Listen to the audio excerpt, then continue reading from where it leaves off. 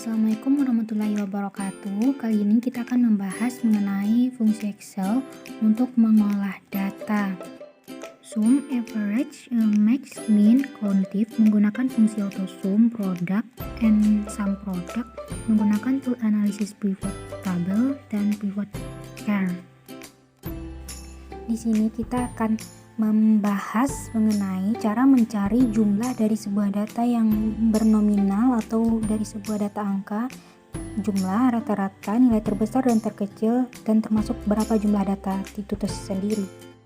Pertama-tama kita akan mencari rumus jumlah, di mana kita mengetik sama dengan lalu sum, lalu kita blok dari nilai A sampai nilai E, kemudian kita kasih kurung, lalu kita enter, maka kita akan menemukan hasil dari jumlah tersebut. Dan untuk jumlah selanjutnya, agar kita mempermudah dan tidak mengulang rumus yang sama, kita hanya perlu menarik dari sisi kanan sebelah bawah kiri sampai ketemu posisi tambah, lalu kita akan mendapat hasilnya langsung. Dan yang kedua, untuk mencari rata-rata kita akan menggunakan fungsi average pada Microsoft Excel. Sama pada sebelumnya, sama dengan lalu ketik average, selalu di blok data yang akan dimasukkan dari A sampai E, lalu diketik enter. Lalu kita bisa menggeser selnya dari sel yang sudah ada tadi ke bawah, dari kanan sebelah bawah itu ditarik ke bawah untuk menghasilkan data pada selanjutnya. Untuk mencari nilai terbesar, kita akan menggunakan rumus max pada Microsoft Excel dengan mengetik sama dengan lalu max, lalu kita blok dari nilai A sampai nilai E, kemudian kita akan menemukan nilai terbesarnya langsung secara otomatis. Jadi kita tidak perlu mencari ulang dari awal sampai akhir, bisa secara manual tapi akan membutuhkan waktu yang sangat banyak. Begitu juga untuk mencari nilai terkecil, kita mengetik sama dengan lalu min, kita klik 2 kali, lalu kita blok dari nilai A sampai nilai E dan kita enter, maka kita akan menemukan langsung nilai terkecil dari 5 data yang telah ada. Lalu kita hanya perlu menggeser sel dari atas sampai ke bawah untuk menemukan data berikutnya untuk mempermudah kita.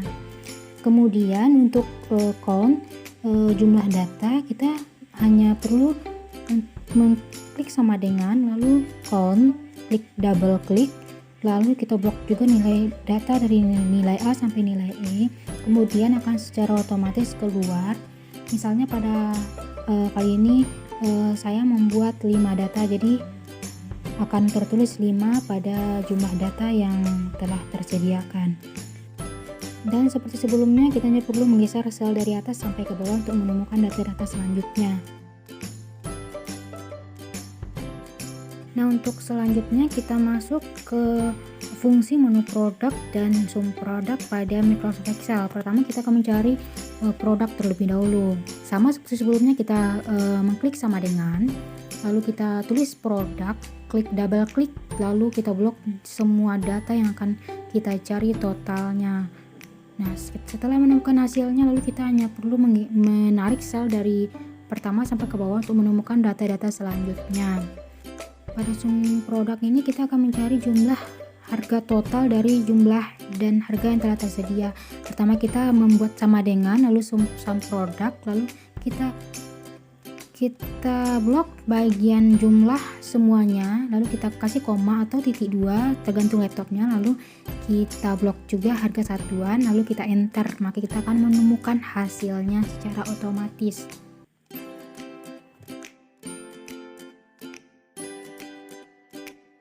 Dan di sini kita masuk ke pivot table. Di sini sudah ada tabelnya, jadi kita hanya perlu memblok, lalu masuk ke menu insert, lalu di situ ada pivot table, lalu kita klik yang bagian tabelnya. Oke, nah di sini kita mengaktifkan existing worksheet. Nah, untuk membuat pada halaman di sini bisa juga menggunakan new worksheet, itu membuat pada halaman baru. Di sini kita membuat pada halaman ini. Lalu, nah di sini sudah keluar datanya, kita hanya perlu memasukkan seperti tanggal, kita masukkan ke report writer atau values-nya jumlah, lalu produk pada tabel row label. Lalu jika semuanya sudah terisi, maka datanya akan otomatis keluar dalam bentuk tabel. Nah, jadi kita tidak perlu mencari secara manual. Nah, jika sudah menemukan seperti itu, kita bisa mengganti desainnya atau bentuknya seperti apa yang kita mau. Seperti contoh dalam video, banyak sekali contoh-contoh tabel yang bisa kita gunakan sesuai selera kita masing-masing.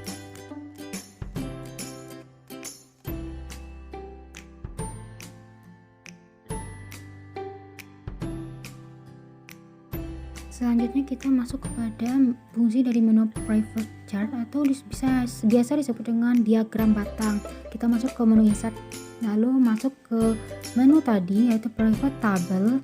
Kita klik bagian panah kecil segitiga kecil di bawah, lalu kita akan melihat itu private chart.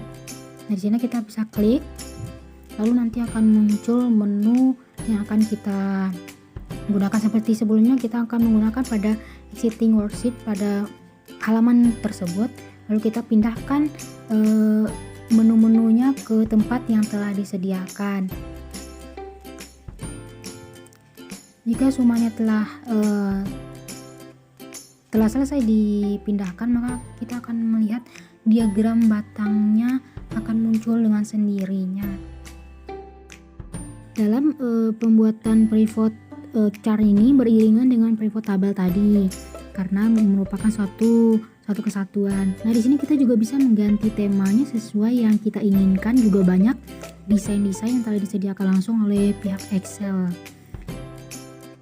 Setelah itu kita bisa mengatur posisi dari diagramnya dan tabel tadi sesuai dengan yang kita kehendaki. Jadi hanya itu dari hasil dari pembelajaran saya kali ini. Semoga bermanfaat untuk penonton dan untuk semuanya. Terima kasih ya buat yang telah menonton. Sampai jumpa di lain video. Wassalamualaikum warahmatullahi wabarakatuh.